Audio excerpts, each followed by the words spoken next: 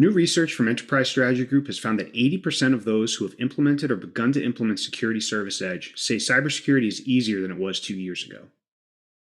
With everything security teams have to contend with, that's a powerful finding. Environments have become more complex than ever as users and resources are increasingly likely to be located outside of corporate offices and data centers. Security teams must not only enforce consistent protection, but do so without impacting the experience or productivity of users. SASE and SSE seek to address these issues and help organizations modernize their network and security architectures, but it remains early days. To better understand where organizations are with their adoption of SASE and SSE, Enterprise Strategy Group surveyed 390 IT and cybersecurity professionals responsible for evaluating, purchasing, and managing network security technology products and services. There were a number of key findings, but a few stood out. First, 72% have or will focus on the SSE side of SASE first. SASE is about convergence, but the scope of the project requires a more defined starting point for most. Organizations may gravitate towards the security side of SASE for a variety of reasons, including the need to operationalize zero-trust strategies, modernize secure access, better integrate disparate controls, and consistently enforce policy across the environment. Second, multi-vendor SASE views still persist, with only 2% believing they'll use a single vendor when the project is complete.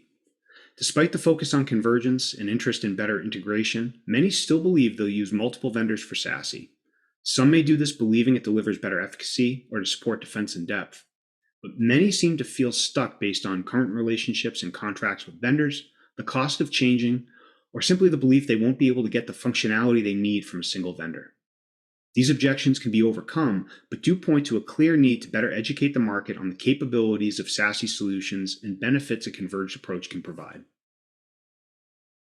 Lastly, and speaking of benefits, 68% report at least 3 benefits from their SASE initiative. So the good news is that early adopters are seeing success. Those already having deployed or begun to deploy SASE report security, efficacy, and cost benefits from the project. This can help those that are on the fence rationalize the initiative and gain internal consensus to move forward. Nearly every organization needs to be thinking about how to modernize their networking and security stack to better meet the realities of distributed environments and ensure users are protected and productive.